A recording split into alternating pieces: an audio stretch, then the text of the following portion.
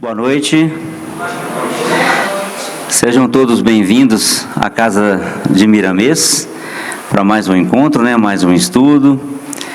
Nós já estamos aqui em cima da hora, então eu já quero fazer o pedido, quem estiver com o celular, para colocar no modo silencioso ou desligá-lo, para que possamos ter um encontro harmonioso, sem interrupção. Nós vamos então fazer a nossa prece, o nosso tema de hoje está ali, vigiai e orai. Nosso companheiro Jonathan já está aqui para fazer a exposição por nós. Então vamos então serenar nossos corações, Vamos fechar nossos olhos. Vamos elevar nosso pensamento a Deus, nosso Pai, a Jesus, nosso Mestre amado, rogando o amparo, o auxílio para todos que estão presentes nos dois planos da vida nesse momento, aqui na nossa casa, pedindo a Miramês, a todos os seus trabalhadores de luz, que já nos recebem com muito amor, com muito carinho, cuidando de cada um de nós, para que possamos estarmos aqui tranquilos, que possamos estar aqui equilibrados. Pedindo também que a luz do nosso Mestre amado Jesus visite a cada lar aqui representado, levando a paz, a harmonia, a confiança e direcionamento da nossa jornada. Agradecemos a todos que estão aqui presentes, para que possamos ter nessa noite de hoje, através dos ensinamentos de Jesus, nosso Mestre amado, um pouco do conhecimento do Evangelho, para que possamos cada vez mais estarmos no caminho certo, como Ele diz, que Ele é o caminho, a verdade e a vida. Que assim seja. Jonathan.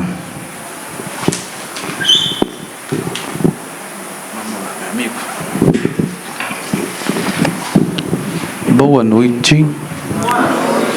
Segundona boa, mais um ano se encerrando, dezembro. Graças a Deus estamos aqui reunidos.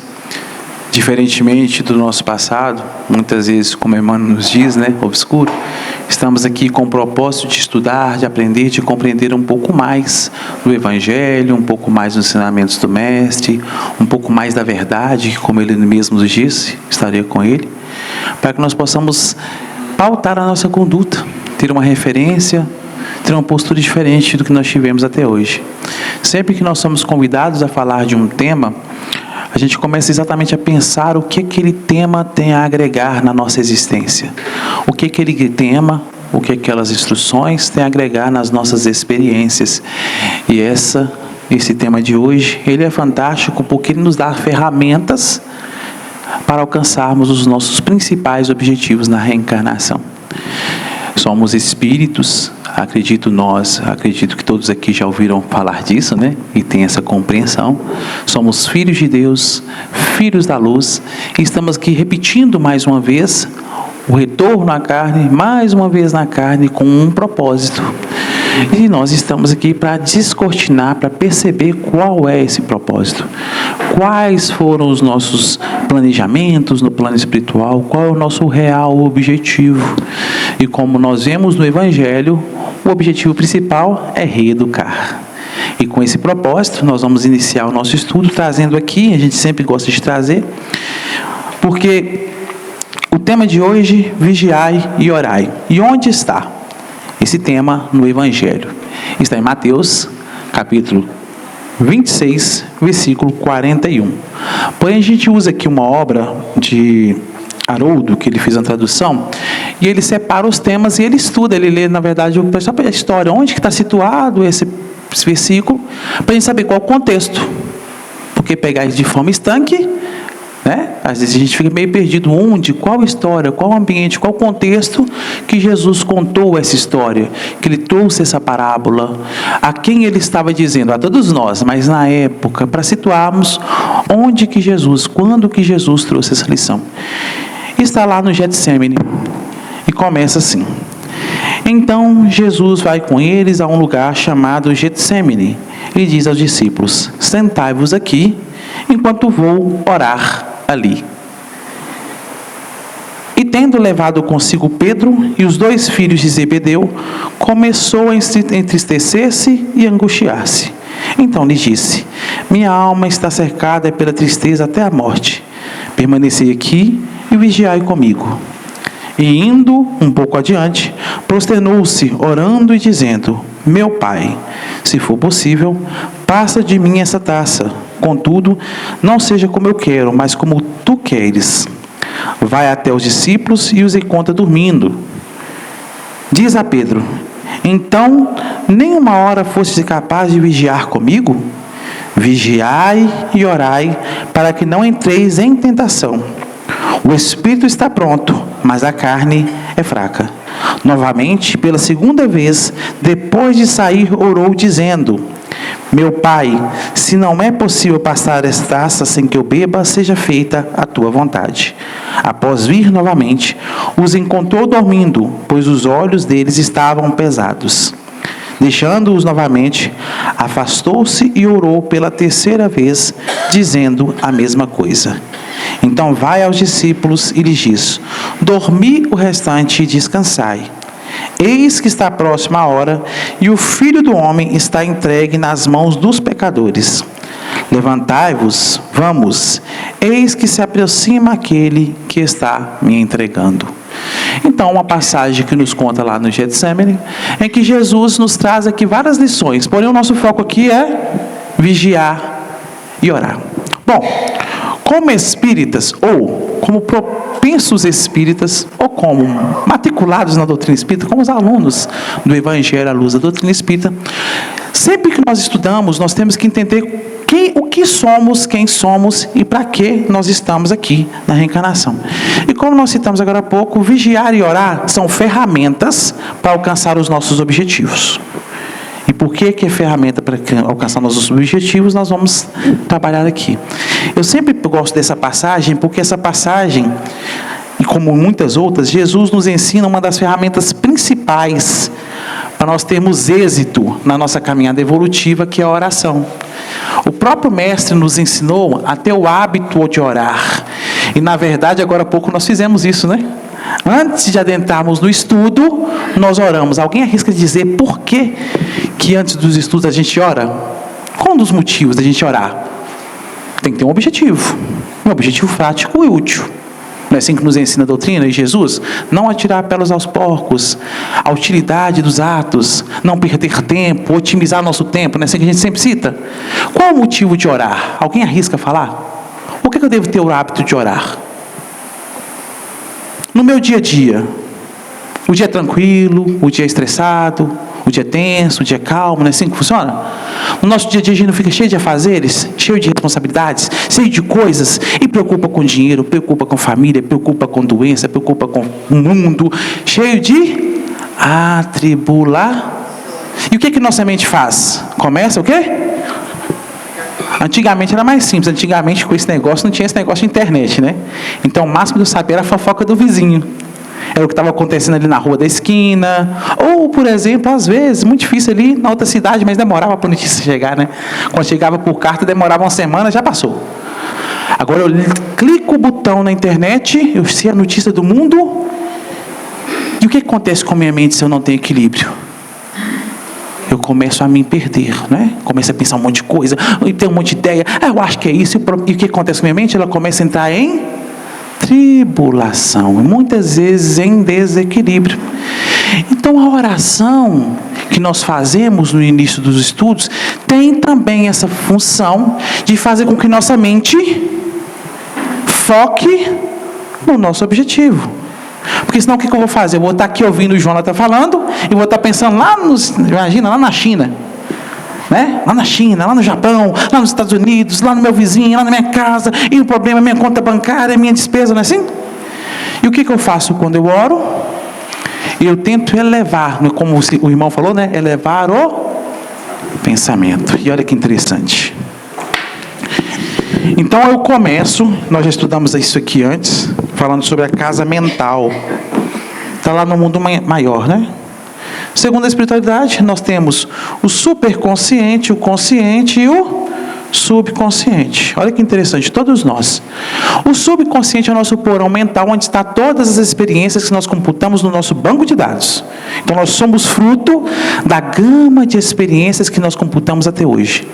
E isso, pensamento e vida de Emmanuel, gera os nossos pensamentos, nossos sentimentos, nossa sintonia. Então eu vejo uma notícia na TV, as ideias que eu tenho é fruto das experiências que eu computei e conquistei nas minhas existências. Então eu vejo uma realidade de acordo com o que eu tenho de experiência. Isso nós temos que entender. Quando eu interpreto um texto, por exemplo, eu vou interpretar fruto do estudo que eu computei. Se eu leio muito, minha interpretação é rápida, não é? É mais profunda, eu consigo ver vários ângulos, várias visões, dialogar. Agora, se eu leio pouco, o que acontece? É difícil, né? É mais difícil interpretar. Então, quanto mais experiência eu tenho, mais fácil. Quanto menos experiência, mais difícil. Quanto mais experiência eu tenho com uma área no campo da matéria, com pensamentos egoístas, eu tenho um tipo de visão. Quanto mais experiência eu tenho com valores morais, éticos e espirituais, eu tenho outra. Por isso Jesus nos ensinou a acumular tesouros nos céus, né? Na terra, ele falou com a gente não acumular, né? Ele falou assim, ó, evitem, mas foquem nos tesouros dos céus, porque são valores novos, ideias novas e avançadas. O próximo passo que nós devemos alcançar é evolução. Então, o que a espiritualidade fala? Superconsciente é a nossa antena. Deixa eu tocar o canetão aqui. O subconsciente, o superconsciente é a antena que me liga a algo. E o consciente é o meu presente, é o meu agora. Então, através do superconsciente, eu conecto com os iguais a mim, ou com os superiores a mim. Pensamento e vida, experiência gera pensamento, sentimento, sintonia. Então, quando eu paro e eu foco a minha mente, capítulo 3 e capítulo 4 no mundo maior, e penso em Jesus, penso em acerenar minha mente, começa a imaginar, já vê aqueles trabalhos que a gente trabalha com reiki, com meditação? Imaginar as luzes, aquelas paisagens, o que eu faço comigo? Eu acalmo, eu relaxo, não é assim? Não é assim que eu faço? Eu relaxo. Minha mente está tribulada, eu estou pensando em 1 milhão de coisas. Aí eu começo a praticar a meditação, o que acontece? Eu começo a aprender a me desligar das situações. E eu começo a ver as coisas de cima, porque eu relaxo. Não é assim? Então, são mecanismos maravilhosos que fazem com que nós nocionemos, equilibremos através do nosso campo de sintonia, elevando o nosso padrão vibratório. Nós estudamos isso, estudando a mediunidade de Martins Peralva, que estuda o mecanismo, os domínios da mediunidade. Vibração por segundo, ele trabalha para a gente um capítulo. Então a oração é um recurso que me possibilita me conectar. E aí quando nós vamos estudar a oração, tem a oração ascendente ou descendente também. Cuidado com ela, né? Nós temos que entender.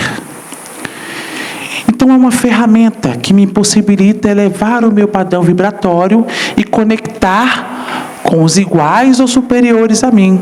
Por que eu falo igual? Segundo Emmanuel, nosso passado é obscuro e delituoso e nós estamos reencarnados. E eu pergunto para vocês, quem acha aqui que está reencarnado em missão? Já é um espírito puro? Veio aqui para ensinar? A maior parte de nós entendemos que nós ainda somos espíritos imperfeitos, né? Estamos reencarnados porque nós estamos repetindo. Lembra lá da escola? Fui mal. Ih, não aprendi o que eu precisava de aprender. O que eu faço? É o famoso repetente, né? Repete. Repete porque não... Fale alto, por favor. Aprendeu.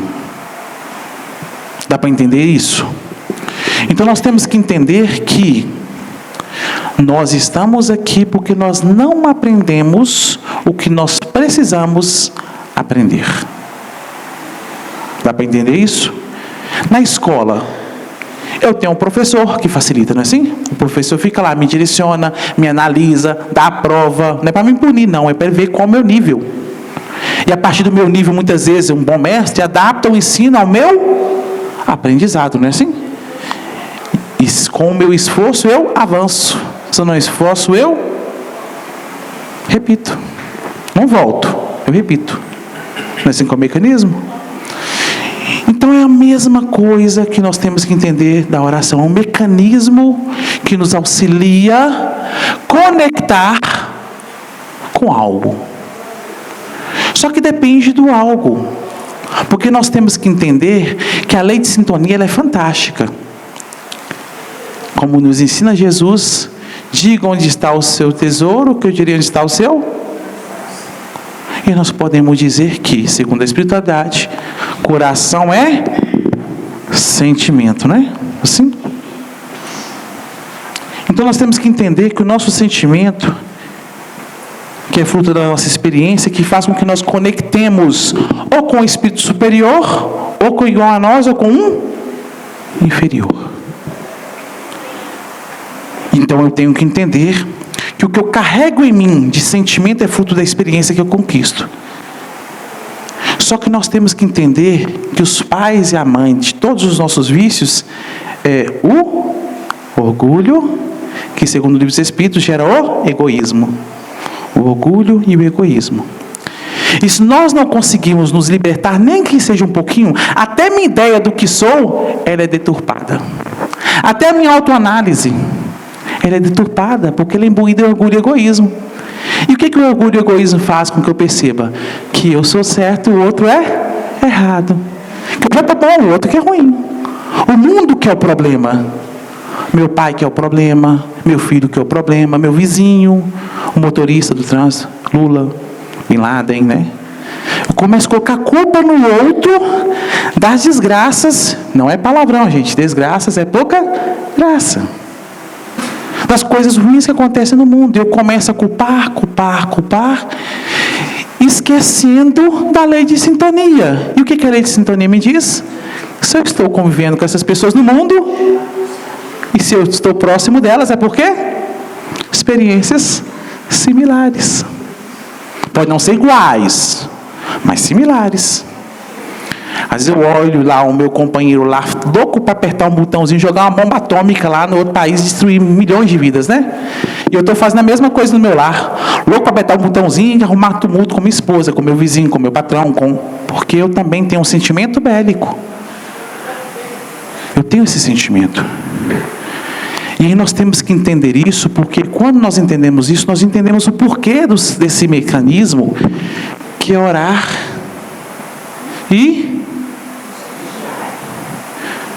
porque até então, eu lembro muito de um filme que eu vi, não lembro o nome, mas era um filme que a senhorinha ficava na janela vendo o vizinho, e descobrindo, vigiando a vida dos vizinhos, né? Para fofocar e fazer tumulto, né? Se nós não entendermos o mecanismo, o propósito da nossa reencarnação, nós perdemos tempo em vigiar a vida do outro. Só que nós temos que lançar mão do Evangelho. Jesus nos ensinou a não ver o cisco que há no olho do nosso irmão e focar na trave que há nos nossos olhos. E aí é importante nós entendermos que para que eu compreenda, pelo menos a nossa visão hoje aqui, eu tenho que entender aqui que o meu propósito não é entender o mundo, não é saber quem é meu vizinho, quem é meu pai, quem é minha mãe, é entender a mim mesmo, entender quem eu sou. O propósito é olhar para dentro de mim, verificar as minhas potencialidades, porque isso é uma verdade, todos nós já temos conquistas, muitas, senão não estaríamos aqui. Temos que enxergar também que nós temos qualidades. E por isso a espiritualidade nos usa. Por isso Jesus nos convida. Por isso nós estamos aqui, porque tem qualidade sim em nós. Só que ainda tem muitas experiências malsãs. E a partir do momento que eu começo a entender nisso, eu começo a desenvolver em mim humildade. E a humildade me leva a ter uma percepção diferente de quem eu sou, o que eu sou, qual o meu objetivo, qual o meu propósito. Até que ponto eu consigo e até que ponto eu preciso de ajuda. E é interessante isso, porque, pasmem, nós não somos autossuficientes. Não existe a tal da independência plena, não. todos nós dependemos uns dos outros. Todos nós, independente do grau intelectual, independente da cor, da raça, independente do padrão evolutivo, pasmem, Jesus precisa de nós. Pasmem. A espiritualidade superior precisa da gente. Como eles vão praticar as virtudes e a quem eles vão ensinar se não precisar de, se não tiver pessoas imperfeitas? O professor precisa do aluno. Se não tiver mais aluno na escola, o professor vai ter profissão? Não. Então é uma permuta constante. Então é necessário o inferior para que o superior evolua. E também nós temos que entender que, por mais inferiores que sejamos, sempre terá alguém mais inferior do que nós, não é assim? E sempre terá alguém superior, por mais superior que sejamos. Então, segundo o Evangelho, segundo o Espiritismo e o Livro dos Espíritos, sempre teremos alguém superior a quem nós vamos buscar e sempre alguém inferior a quem nós vamos levar. Então, é permuta constante. E esses dois mecanismos são ferramentas que nos colocam no eixo. Porque eu começo a entender, a me compreender, a partir do momento que eu começo a fazer, por isso nós brincamos do final do ano, né? O que é que nós somos convidados? Eu sempre me ensinaram isso. Todo final do ano fazer a nossa famosa autorreflexão, não é assim? Segundo algumas religiões, fala assim, todo fim de ano você faz sua autorreflexão, aquele famoso balanço que acontece no mercado, né? Faz o balanço do ano, como foi o ano, né? Santo Agostinho, na questão 940 e pouco, nos ensina a fazer todos os dias. Todos os dias. Então, quando a espiritualidade fala assim, faça um balanço do seu sentimento, analise os seus pensamentos, compare com Jesus, que é o nosso referencial, né?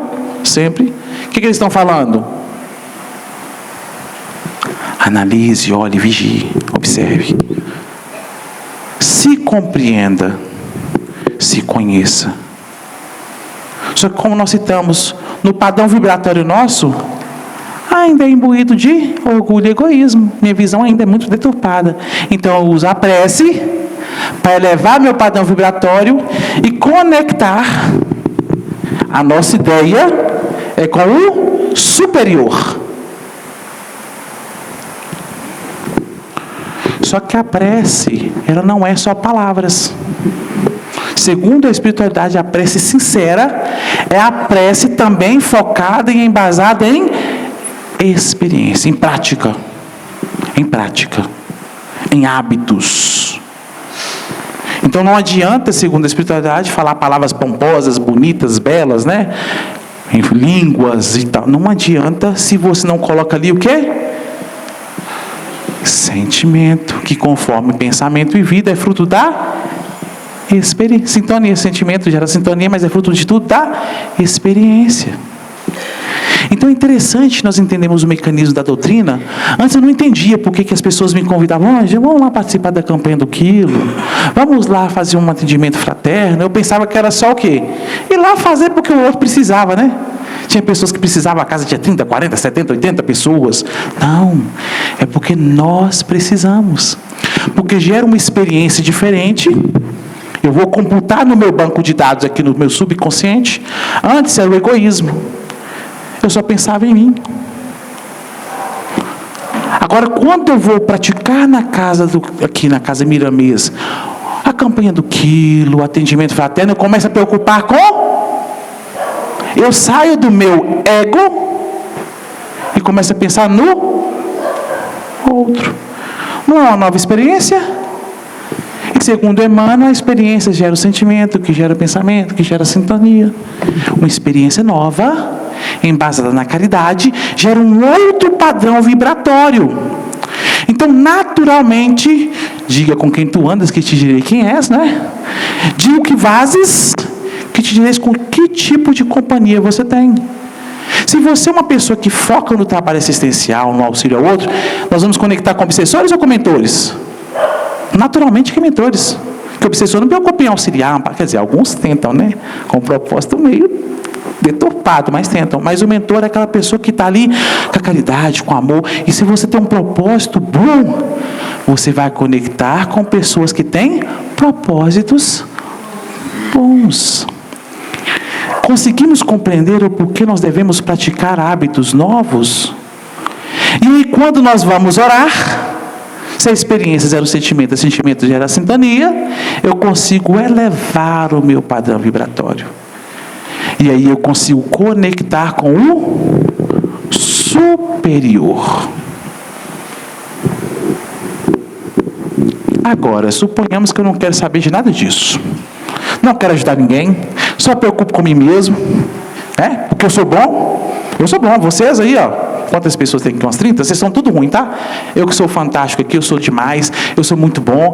Eu que sou bom, vocês são péssimos, por isso vocês estão ouvindo. Eu sou professor, vocês são alunos. Estou brincando, tá, gente? Não é assim? Eu sou superior, vocês são inferiores. Olha o sentimento, olha o pensamento. No momento que eu orar, essa carga energética vai estar toda em mim. E aí a tendência do meu padrão vibratório é não elevar. Isso é muito comum entendermos isso. E aí eu começo a conectar com os famosos mistificadores, muitas vezes, né? Eu mesmo muitas vezes mistifico, né? Conseguimos compreender o quanto é importante aliarmos a prática? A partir disso, nós começamos a entender o quanto é importante aquele famoso processo que sempre minha orelha queima quando falo dele, porque é necessário que é a reforma íntima. A reforma íntima não é só reformar, estou falando assim, por exemplo, entender, focar, mudar pensamento, é mudar práticas também, do meu dia a dia. Eu vou dirigir, eu devo ser mais educado, no meu lar eu vou ser mais educado, vou ser mais paciente, praticar paciência, tolerância, o respeito ao próximo, a opinião do outro, entender o outro. Começa a trabalhar, mesmo esse aspecto aí que nos traz outras terapias holísticas, como a própria meditação, para que eu me sinta mais tranquilo. E vou usar a prece para fazer com que meu padrão eleve, para que eu mude esse processo de ação. Emmanuel nos convida a sempre focarmos na nossa reação no nosso dia a dia. Porque a ação, segundo ele, é muito simples. A ação é o seguinte: estou eu aqui tranquilo, lá no meu lar hoje, por exemplo, né? Fiquei lá no meu lar, tenho um estudo hoje. Peguei minhas coisinhas bonitinho, coloquei na moto, peguei a moto e vim, tranquilo. Dentro da programação. Agora, por que a reação é mais difícil? Porque a reação é algo que você não planejou. E quando ela acontece, ela vem de súbito. E ele fala assim: como é a sua reação? Observe a sua reação, que você vai saber quais são suas experiências, sua intimidade. Por isso que ele nos convida a focar na nossa reação. Porque é aquela coisa que nos pega de supetão, igual uma pessoa, minha avó adorava falar, supetão, pegou de supetão. A gente não pensa, vem de... E normalmente a gente age por reflexo. E o que é reflexo? O reflexo nada mais é do que uma experiência que você repetiu muitas vezes e que age por impulso. Se torna automatizado. Isso que é o reflexo. Às vezes a gente fala assim, não pensei, né? Pensou. Só que você praticou tanto que o comando cerebral foi tão rápido que você nem percebeu que você pensou. Mas foi rápido. Mas você pensou. Por isso essa troca de experiência. Então, quando eu olho para mim, eu estou usando o mecanismo da vigilância. Quando eu somo com a experiência no bem, eu potencializo a minha oração e eu conecto com o superior, eu tenho ótimas ideias. E normalmente as ideias da espiritualidade fazem com que nossa condição de percepção amplie. Lembra da interpretação de texto que eu falei? A interpretação de realidade se eleva e eu começo a me perceber e me enxergar de forma mais nítida. E se eu desenvolvo em mim humildade, eu começo a perceber em mim os defeitos primordiais que eu preciso superar. Porque todos nós temos defeitos. Tem aqueles mais urgentes, né? Que eu preciso trabalhar imediatamente. E tem aqueles que já estão o quê? Bem capenga, bem simplesinho, quase dominados. E eu tenho que entender que são mecanismos que a espiritualidade, que Deus nos outorgou para que nós possamos fazer o nosso processo evolutivo. Isso é muito importante nós entendermos. E quando a gente começa a perceber isso, a espiritualidade começa a se alegrar, porque é o objetivo da reencarnação. Por incrível que pareça. É simples. Mas a gente arruma uma complicação danada, né? A gente acha que nós estamos aqui para decorar todos os livros da doutrina espírita, saber falar todas as questões do Evangelho segundo o Espiritismo, do livro dos Espíritos, saber decorar o livro, estudar 500, 600, 800 vezes os livros. Não. Não. Eu lembro de uma lição de Chico que fala assim, né? Na verdade, o próprio Emmanuel ensina para o Chico, né? Eu não lembro qual a obra, mas ele fala assim com o Chico, assim: Chico, leia essa obra, Chico. E Chico vai ler. Chico, leia de novo, Chico. Lê. Chico, estuda, Chico. E depois ele fala sempre: Chico, Chico, pratica. Precisa da coroação do trabalho. Só estudar, só decorar não adianta. Você tem que colocar em prática. Porque a prática muda a experiência muda o sentimento, muda a sintonia e eleva e nos eleva. E é aí que está o mecanismo da ideia. Se formos ficar em nós mesmos, quem estuda terapia hoje que sabe disso, né? Os pensamentos, os sentimentos do dia a dia, o que faz com nossos chakras? Desequilíbrio, né? Porque nós vamos a tribulações e complicações, e aí você vem para a casa espírita, e você ora, e você começa o quê? Limpar essas energias negativas. E vem o passe magnético e faz o quê? Dá um impulso, né? Faz uma limpeza maior. E limpa seus chakras e você harmoniza, não é assim? Mas harmoniza por quê? Qual o motivo de harmonizar? Para que você retorne para o seu dia, tenha equilíbrio, para poder ter uma atitude diferente do que você tinha antes. Porque esse é o objetivo. Porque se você não muda, você desequilibra de novo. E você volta de novo para o passe magnético. E você volta todo desequilibrado até você enfermar. Até chegar a um ponto que o passe não adianta mais. Lembra do caso de 10ª vez? Alguém já estudou esse caso? Nos domínios da mediunidade? Depois você pensa em caso de 10ª vez, nos domínios da mediunidade, lá nos capítulos finais. Já falamos dele aqui. Mas o que nós temos que entender? Chega um tempo que quando nós não vamos com perseverança, usamos o nosso livre-arbítrio com perseverança, e somos preguiçosos, satura. O nosso organismo satura, não é assim que acontece no corpo físico? Estou eu lá jovem, 18 anos, eu como o que eu quero, né? Devoro o planeta. Eu era assim, comi o planeta inteirinho. Ruía até quina de mesa. Comi de tudo. Não dava um probleminha de estômago. Ou se eu como 2 pedaços de pizza, começa a queimar tudo, né? Porque o organismo já está saturado. Eu não eduquei, né? Apresente os chakras para nós. Os chakras. Nós não é a missão de toda coisa, mas coronário. E aí depende muito aí da linha de estudo, tá, gente? Se formos para uma área, tem uns chakras a mais, tem 8, outros tem 7. Mas, na verdade, nós temos entendimento que o corpo é repleto de chakras. Já temos estudos que apontam que todas as células são chakras, mas coronário, frontal, laríngeo, cardíaco, que alguns chamam de gástrico, né? Genésico, o esplênico, e alguns trabalham de baixo que eu não vou trabalhar, mas a doutrina vai até esse ponto, que é o que o Jacob trabalha pra gente, né? Mas tem vários outros, tem chakra nas mãos, nos dedos, nos pés, super importante, nos joelhos, nas costas, o humeral. Tem múltiplos chakras. Tem vários, cada um com uma função específica, que trabalha com suas células, que trabalham com as suas glândulas, o sistema endócrino, com a função de harmonizar todo o organismo físico e principalmente perispirítico.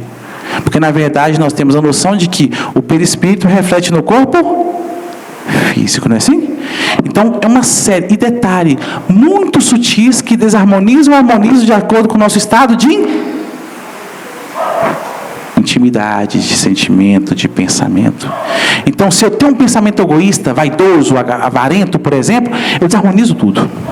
Se eu tenho um pensamento caritativo, amoroso, brando e paciente, eu harmonizo. E pasmem, tá? Muitas vezes não preciso da imposição de alguém no passo para poder harmonizar, não. Eu sozinho já harmonizo todos os meus chakras, porque é questão de sintonia. Isso é muito importante nós entendermos, tá? E Jacob trabalha muito para nós quando ele fala da cola psíquica, né? Que é quando eu consigo absorver as energias e impregnar em mim, porque eu mantenho o equilíbrio mental. eu me mantenho equilibrado. Só que nós temos que trabalhar com outra vertente, porque na verdade a maior parte de nós não conseguimos equilíbrio próprio, né? Então nós vamos trabalhar com esse aspecto. Então eu devo sempre orar, porque oração faz com que eu foque os meus pensamentos e sentimentos. Se eu estudo o Evangelho e meu foco é virtudes, é claro, né? Porque tem aquelas pessoas que focam o pensamento para destruir o outro, para impor ao outro, para conquistar materialmente, para ter o que o outro tem, né? Aquela coisa, aquela pessoa, meu Deus, faz com que eu tenha aquilo que a pessoa tem, faz com que ele caia e quebre a perna, não é assim? Que pessoa bonita, que ele fique bem feio, que fique careca, né? Não é, a gente está brincando, mas é uma realidade. Tem pessoas que pensam assim. Devemos julgá-las não, mas entendê-las. Entender.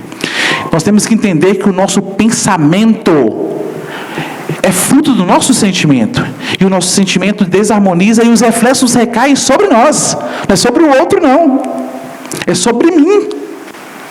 Por mais que eu emane as vibrações negativas, dardos mentais, que André Luiz fala para a gente, na verdade o mentor, mas André Luiz relata para a gente nas obras.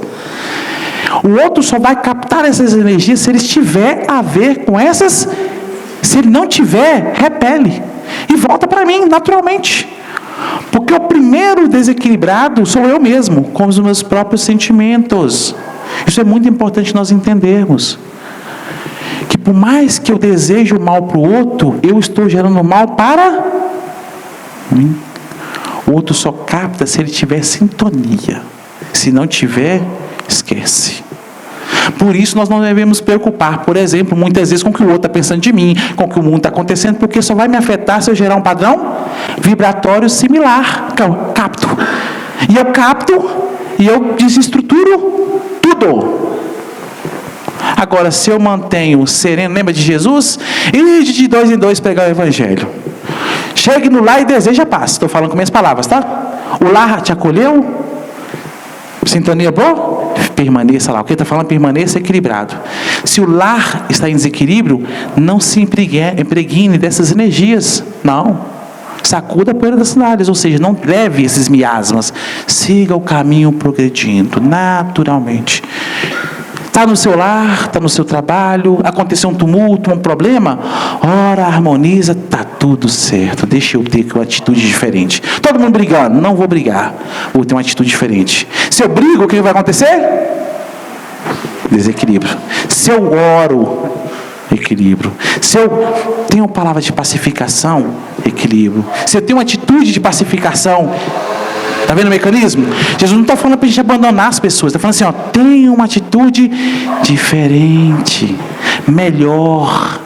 Não leve, não deixe com que essas vibrações afetem a sua intimidade. Ora, naturalmente, quando nós vigiamos as nossas atitudes, nós vamos sentir. Isso é normal sentir. Porque o sentimento é fruto da experiência, e são experiências que nós não mudamos ainda, porque se tivéssemos mudados, nós não estaremos encarnados. Só que eu tenho que sentir, e aí eu sinto, vigio minha atitude e oro, e aí eu tenho a condição de ter uma postura diferente, uma atitude diferente. E quando eu tenho uma atitude diferente, eu estou gerando uma nova experiência, e aí eu mudo tudo. E nós vamos com Emmanuel na obra Fonte Viva. Essa obra é fantástica. Desculpem falar, mas é uma obra que eu acho fantástica. Tem lição para tudo. Todas as obras têm, né? Mas essa eu gosto muito, eu tinha ela de cabeceira. E lá no capítulo 110, Emmanuel discorre para a gente o tema vigiemos e oremos. E olha o que Emmanuel trabalha para a gente. Vigiai e orai para não cair em tentação. Palavras de Jesus, está em Mateus capítulo 26, 41. E olha como Emmanuel começa a discorrer. As mais terríveis tentações, a gente acha que é o dinheiro, né? É o dinheiro, é a riqueza, é a beleza. Não tem nada fora. É tudo. Marcos capítulo 7, versículo 15. Nada há fora do homem que entrando no homem possa contaminá-lo. Somente que no homem contamina-o. É a visão que nós temos das coisas.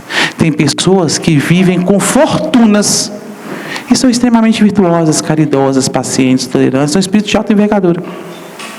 Tem pessoa que um pouquinho que tem, é dominado por aquilo, apega. Já viu aqueles irmãos nossos que desencarnam, não conseguem nem desprender? Uma coisinha simples. Então não é o bem material, é a intimidade do indivíduo que o altera. E Emmanuel começa assim, ó. As mais terríveis tentações decorrem do fundo sombrio de nossa individualidade. Não tem nada a ver com o exterior, não tem nada a ver com a matéria, tem a ver com o que nós temos de experiência utilizando da matéria. É a ideia que eu tenho da realidade. E ele continua.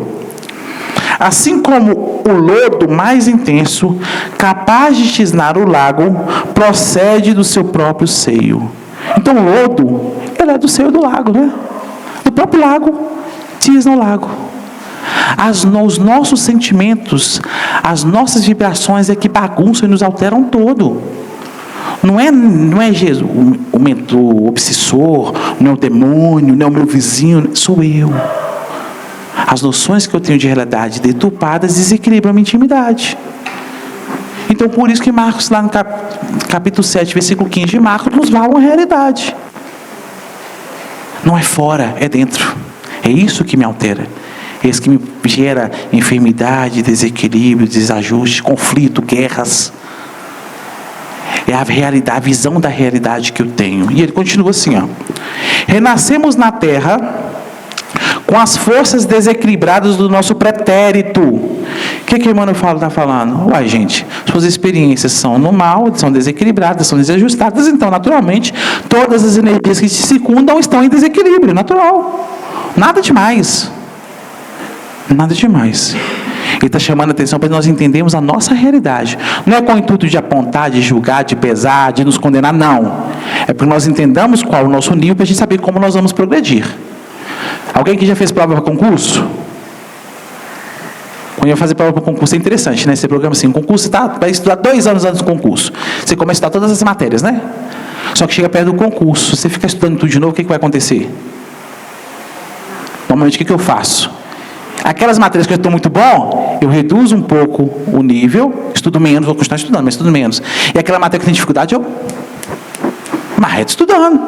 Porque é que eu tenho dificuldade. Não é assim? É o mesmo processo.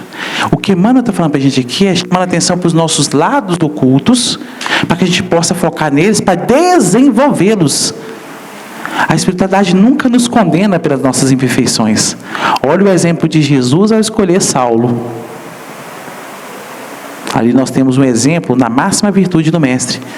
Quando ele olha para Saulo e vê o vaso escolhido. Se fôssemos nós, a gente condenaria Paulo. Deve ser preso, condenado à morte. Saulo, que é isso? Não é assim que é a ideia da humanidade? Só que Jesus viu ali o vaso escolhido. Jesus, a espiritualidade, vê o nosso potencial. Olha que interessante. Então, o intuito dele aqui não é apontar nossos defeitos, não. Falar assim, meus irmãos, vocês são bons, já tem qualidade? Tem, mas tem muito que melhorar. Então, vamos focar para melhorar mais, para fazer o serviço com mais qualidade, com mais perfeição, sair melhor, ter saúde plena, ter felicidade. Vamos embora. Ele continua. Renascemos na terra com as forças desequilibradas do nosso pretérito para as tarefas do reajuste. É esse o nosso propósito, é reajustar. E continua. Nas raízes de nossas tendências encontramos as mais vivas sugestões de inferioridade. Então as nossas tendências sugestionam a nossa inferioridade espiritual. Observe, se lembra lá no Evangelho segundo o Espiritismo? Eles falam para a gente a respeito de ficar sabendo do nosso passado, né? Das vidas pretéritas, não. O que a espiritualidade fala? Não fica focado nisso, não. Quer saber quem você foi? Observe as suas tendências. Para que lado você tende? Numa discussão, num conflito, num ambiente, no mundo, no seu país, diante das discussões econômicas, sociais. Então, qual a sua tendência? Qual a tendência dos seus pensamentos? Do seu posicionamento? Que tipo de grupo que você gosta, que você mais gosta? Que tipo de música, que tipo de conversa? Que tipo de ambiente? Só observar nossas tendências. Então não precisa de alguém chegar e apontar, não. Aí vem Deus maravilhoso, né? nos coloca perto do nosso amigo e do nosso inimigo. E segundo Emmanuel, quem é o nosso maior instrutor? O nosso inimigo. Porque o nosso inimigo aponta os nossos. O amigo muitas vezes vai pra gente assim, não, vou falar não, porque vai magoá-lo. Não, você é uma pessoa ótima, fantástica, só que não mostra pra gente o nosso defeito. O inimigo fala assim, ó, vira pra mim e fala assim, você é egoísta, você é avarento. E aí, se eu tenho humildade, se eu não tenho humildade, que é isso? Não pode, é meu inimigo, vou afastar dele, né? Agora, se eu tenho humildade, segundo a espiritualidade, o que eu faço? Analiso. E vejo minhas atitudes e vejo se realmente eu não tenho um pouco de egoísmo, um pouco de avareza em minhas atitudes. Então, a humildade também é uma ferramenta fantástica. Se não desenvolvermos ela, nós vamos ter muita oportunidade de reajuste. E vamos perder muitos conselhos fantásticos, muito bons. Muitas vezes eu tinha essa mania na época da faculdade, os alunos odiavam o professor que era rígido, que exigia demais, que cobrava demais, que perguntava, aquele que perguntava na sala de aula. Então era o pior professor, né? Então na sexta-feira cansado, o professor jogava aquela pergunta. E ele fala assim, não, que professor ruim. Esse é o professor excelente, que está testando, te fazendo raciocinar. Na hora da prova você vai bem porque está te fazendo raciocinar. Eles adoravam aquele que estava pronto, não ia na sala de aula, né? Saímos da faculdade sem saber nada, sem entender nada. Então aquele que aponta os nossos erros, os nossos defeitos, testa as nossas falhas, esse está querendo que nós cresçamos. E ele é um instrumento do nosso crescimento. E muitas vezes aquele que quer fazer minhas vontades, na verdade, está bajulando o meu ego, né? Massageando o meu ego, impedindo o meu crescimento. Nas raízes das nossas tendências encontramos as mais vivas sugestões de inferioridade. Nas íntimas relações com os nossos parentes, olha que interessante.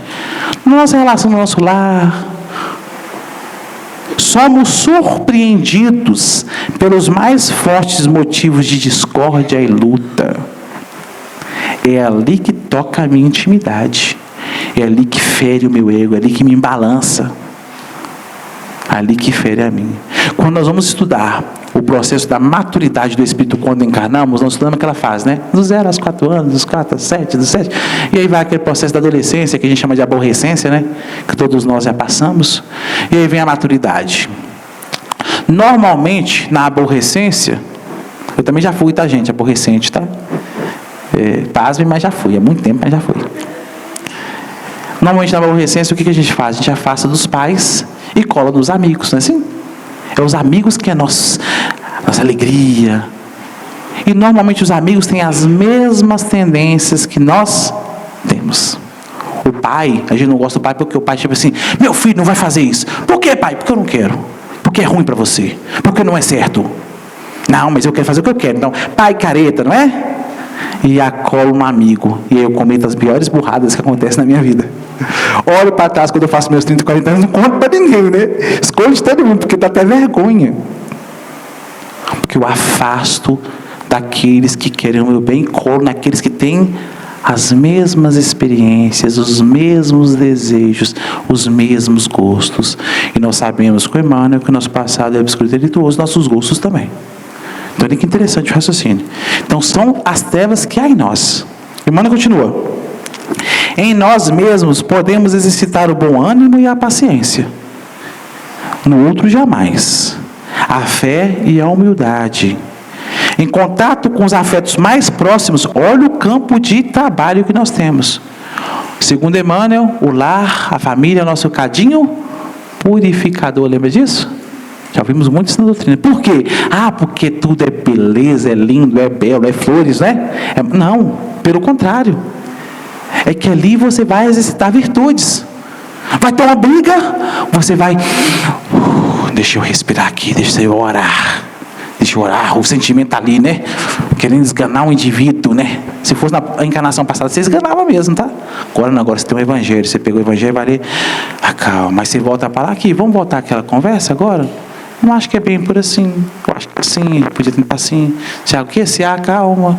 Porque você já está vigiando sua tendência. Quando você pega o mecanismo, vai orar, vai ler uma coisa nova, você está levando para o vibratório, você busca uma nova, apaguei, né? Experiência. Antes eu queria esganar o indivíduo. E esganava. Agora eu paro, reflito, espero o melhor momento e converso. Uma nova, vou abreviar. Experiência. Então a espiritualidade, ela nos dá assim, os toques sutis, os aconselhamentos para a gente entender isso. E continua. Em contato com os afetos mais próximos, temos copioso material de aprendizado para fixar em nossas vidas os valores de boa vontade e do perdão, da fraternidade pura e do bem incessante. Não te proponhas desse modo. Olha para você ver como é que a Emmanuel fala para a gente. Ó. Atravessar o mundo sem tentações. Esquece. Sem tribulações, esquece. Sem tribulações nós não aprendemos. Estou eu querendo ser um profissional numa área. Eu preciso lidar com problemas. Se eu não lidar com problemas, eu não sou profissional. Eu preciso lidar com a realidade, com coisas que vêm de súbito, com situações que eu nunca vi, com problemas que algumas pessoas falam cabeludos, né? Difíceis. E isso vai formar a minha qualidade, a minha experiência. Isso eu tenho que entender. É a mesma condição nos aspectos morais. Nós vamos entender que quanto mais experiência nós tivermos, tribulações, dificuldades, nós superarmos, melhor nós ficamos. Desde que nós lancemos mão da verdade, tá? E abandonemos nosso orgulho e egoísmo, nossas próprias visões, nossas ideias, o achismo, a espiritualidade até rechaça, né? Cuidado com o achismo. Cuidado com o que eu acho. Isso é perigoso. Porque eu coloco muito mais de mim do que da verdade. Isso é muito importante. Não te propões desse modo atravessar o mundo sem tentações. Elas nascem contigo, fruto da sua experiência. Não tem como fugir. Não tem como apagar o passado. Não tem como. Você pode chorar, gritar, espernear. Seu passado te acompanha porque são suas experiências. Elas nascem contigo, assomam de ti mesmo e alimentam-se de ti. Então, se nós continuamos repetindo os mesmos hábitos, nós retroalimentamos as nossas experiências, retroalimentamos o desequilíbrio. Então, o passe, a instrução, vai, como diz o ditado, minha mãe falava que nós fazíamos muito isso. Ela falava com a gente entrava no ouvido e saia no outro, né? Não escuta, não percebe, não aprende, não modifica. Se não aprende e não modifica, vai repetir. E em situação pior, é muito natural. Porque uma coisa que a gente não faz na juventude, no momento de tranquilidade, quando vier a tribulação é mais difícil. Olha a idade, por exemplo, que nos ensina muito. Aprender uma coisa mais jovem é mais fácil ou mais difícil? E por que é mais fácil? Porque o cérebro é mais cansado? Por quê? Porque o corpo está definhando? Os últimos avanços da neurociência falam que não. O cérebro do adulto aprende da mesma forma de quando de criança. Só qual a diferença de um para o outro? Pega um computador virgem, limpinho, sem nada. Instala um programa dele, o programa dele voa. Funciona perfeitamente. Instala 50 programas. 5 mil, 10 mil, 50 mil. O que acontece com ele? Ele fica... Porque tem muita coisa. E segundo a espiritualidade, as famosas preocupações. É isso que afeta a nossa capacidade cognitiva. Eu preocupo com 1 milhão de coisas que muitas vezes nem vão acontecer. Segundo os últimos estudos, mais de 90% das coisas que atribuem nossos pensamentos não acontecem. Interessante, né? Mais de 90% é um absurdo. O jovem não. Tem poucas preocupações. Por isso ele aprende mais. Mas é muito mais fácil aprender na juventude por causa disso. Então, quem é esperto aprende no momento certo. Está vendo? Quem é atrasado aprende da forma mais difícil. Então, como nós estamos saudáveis, na doutrina, encarnados, isso aqui nós estamos aprendendo no momento certo. Porque no momento de tribulação, se nós aprendermos, nós passaremos por ele com nota 10. Ou o mais próximo possível de nota 10. Se eu não aprendo agora, no momento de tribulação, a chance é muito pequena de eu conseguir. Porque eu não estou regando o meu subconsciente com ideias novas. Não estou sedimentando com ideias novas. E, naturalmente, como eu não trabalho ideias novas, eu não vou ter ideia nova. Não vou ter. Eu vou saber como agir, porque eu não sei como agir. Caminhar do berço ao túmulo, sob as marteladas da tentação, é natural. Nós vamos ser tentados sempre. Porque, segundo a espiritualidade, o processo evolutivo é infindável. O tempo todo nós vamos precisar aprender. Então, se o tempo todo eu vou precisar aprender, o tempo todo eu vou ser tentado pelo meu passado. É a minha boa vontade que vai fazer com que eu supere ou não minhas tendências. Chega um indivíduo músico, por exemplo, e fala assim, essa técnica sua é ruim. Se é uma pessoa orgulhosa, não é ótima, e continua fazendo a mesma coisa para o resto da vida, né? Se é uma pessoa humilde, fala assim, será que é? Deixa eu ver. É mesmo, dá para aprimorar, aperfeiçoa e fica melhor. Não é assim que funciona? A partir do momento que eu recebo essas críticas positivamente, eu começo a trabalhar em mim para aperfeiçoar e eu melhoro. A partir do momento que eu rechaço ela, que eu não aceito, eu permaneço e faço a mesma coisa. Eu não aprendo. Aqui, afrontar obstáculos, sofrer provações, tolerar antipatias gratuitas e atravessar tormentas de lágrimas são vicissitudes lógicas da experiência humana. Lógica porque nós estamos no mundo de provas e expiações em que o mal predomina. Por quê? Porque as experiências nossas ainda não são experiências em virtude. Então é lógico entender que os sentimentos que nós vamos externar, por exemplo, que eu vejo no momento que eu vejo notícia ruim, é um sentimento ruim. No momento que alguém me dá um soco, é um sentimento ruim, de imediato. Só que eu tenho que usar o livre-arbítrio e a boa vontade para, no momento que eu revidar, eu refletir e frear a minha ação. E a partir dessa prática, quando eu vou repetir muitas vezes, eu começo a frear também um sentimento depois de muita prática. Então é um trabalho contínuo. Entretanto, lembremos-nos do ensinamento do Mestre, vigiando e orando para não sucumbirmos às tentações, de vez que mais vale chorar sobre os aguilhões da resistência que sorrir sobre os narcóticos da queda. Então Emmanuel nos chama a atenção para a gente perceber que o vigiar e orar está muito mais voltado para os nossos sentimentos, para a nossa intimidade, para a nossa atitude do que para a atitude do outro.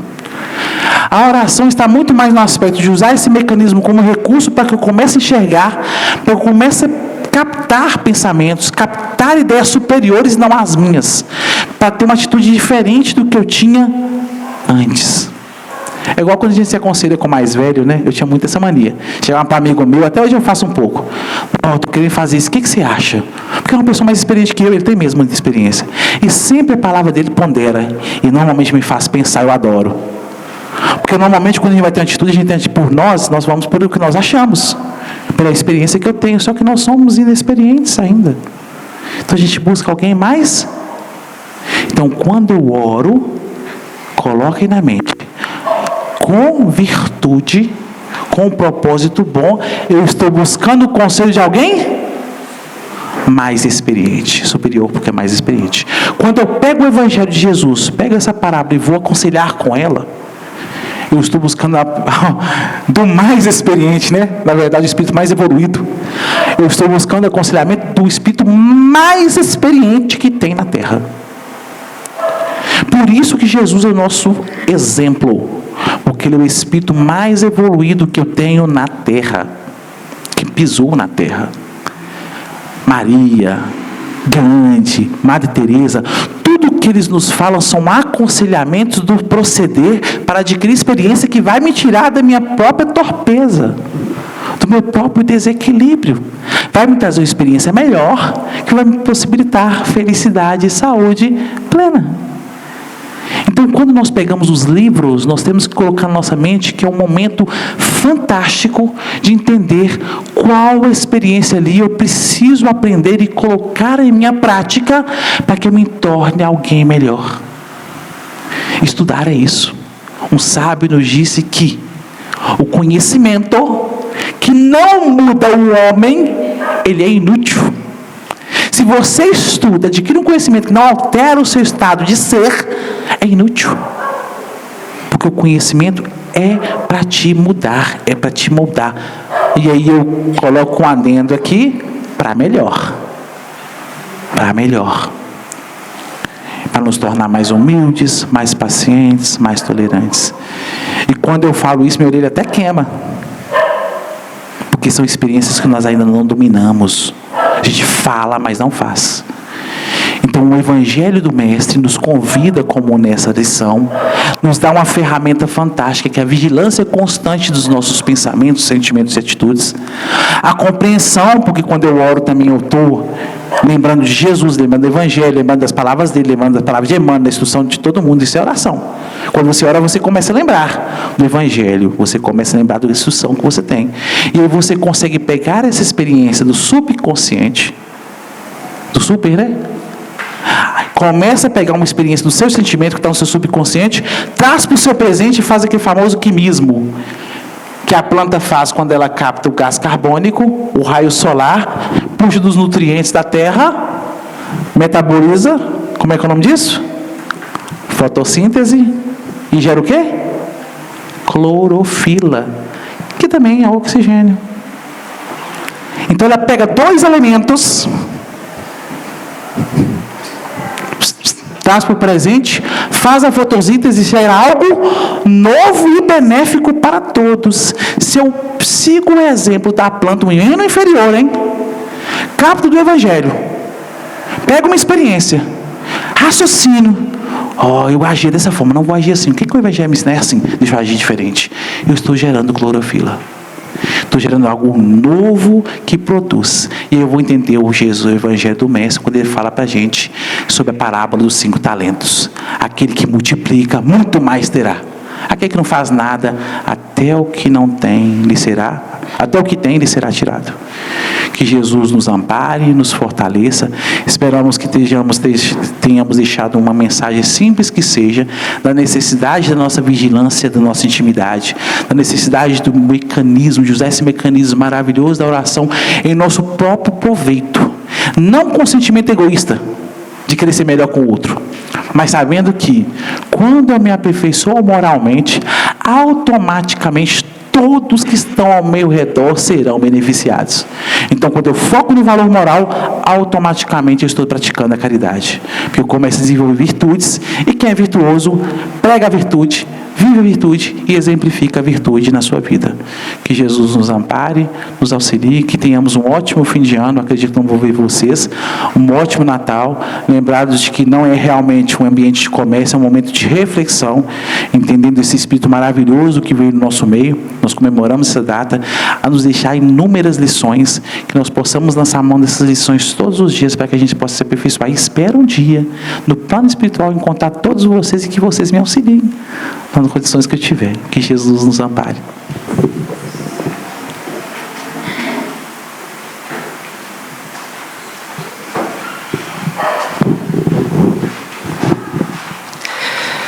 Agradecemos aí nosso companheiro Jonathan, né, pela exposição da noite. E foi bem interessante, né, pessoal? Porque esse vigiar aí não é vigiar o próximo, não é vigiar o que o outro está falando, né? Muitas vezes a gente pensa isso, né? E a gente está vendo aqui, né, através do Evangelho, né, e da luz da doutrina espírita, que esse vigiar é para nós mesmos, né? É dentro de nós, vigiar dentro de nós, para que nós consigamos buscar forças, né, para vencer as tentações. Porque mesmo nós atentos, vigiando e orando, as tentações vão acontecer, porque elas são necessárias, né, para que a gente aprenda, para que a gente cresça, para que a gente receba a coroa no final disso tudo, né, essa coroa de engrandecimento, de evolução, como o Jonathan fez, e que tantas viagens que nós fazemos, né, para o plano espiritual e voltando, em plano espiritual e voltando, que nós vamos conseguir, vigiando e orando, elevar, né, nosso espírito, para que realmente nós recebamos essa coroa, que vai ser, assim, esplendorosa para todos nós, né? Então, com muita paz, com muita alegria, nós vamos fazer a prece hoje, né? Nós temos alguns recados aqui, que é importante, pessoal, não pode deixar de fazer. Toda segunda e quarta-feira e domingo, no horário da reunião pública, nós temos a evangelização infantil, pré-mocidade e evangelização de bebês. Então é importante trazer as crianças, os jovens, né, os bebês, né, as gestantes participarem também da evangelização. As evangelizadoras preparam o texto, né, o tema da noite, com muito carinho, com muito amor, né, trazendo a linguagem própria para que eles possam entender, né, sobre a luz da doutrina espírita, essa evangelização, né, esse conhecimento das leis, né, o conhecimento de Jesus, de Deus. Então é muito importante trazer, né, as crianças, trazer os bebês, trazer os primos, os filhos, né, para que eles possam ter essa oportunidade de aprender. Nós tivemos isso, né, eu tenho certeza que todos vocês aqui foram convidados na nossa época, com certeza era catolicismo, né? A gente era convidado, né? As crianças eram convidadas para o catolicismo, né? Para aprender lá. Então, a doutrina oferece isso também. É importante trazer. E vocês vão ver essa evolução dessas crianças, né? Para eles no momento e no futuro. Como que eles vão crescer espiritualmente. Tá bom, pessoal? Eu vou convidar então o Edmar para fazer a prece final por nós. No final da prece nós vamos ter o passe, né? Quem quiser tomar o passe, pode fazer a fila ali em silêncio, né? Por favor. Edmar.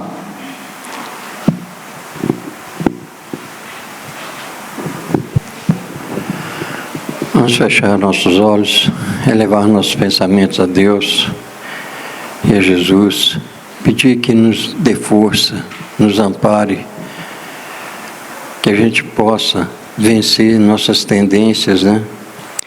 Para que a gente possa afastar de nós todas as tendências más que temos, que trazemos de encarnações anteriores, e que aqueles que estão no mundo espiritual, que têm as mesmas tendências que nós, estão sempre nos buscando para que a gente pratique aqueles atos. Então, que a gente tenha a força de superar essas tendências e poder afastar toda e qualquer influência negativa que possa nos levar ao desvio, né, de nossa conduta. Que tenhamos paz no coração, que a gente busque sempre a paz e a harmonia, e que a Virgem Maria nos alimente com o seu amor, com a sua paz, e nos conduza a cada dia para o caminho do bem, que possamos saber orar e vigiar nossas más tendências, para que estejamos sempre no caminho do bem, sempre buscando a paz, a harmonia em todos aqueles que nos cercam. Que a paz de Jesus esteja em todos os corações, hoje, agora e sempre, e que assim seja. Obrigado a todos. Aqueles que quiserem tomar o passo, pode se organizar em fila aqui à direita.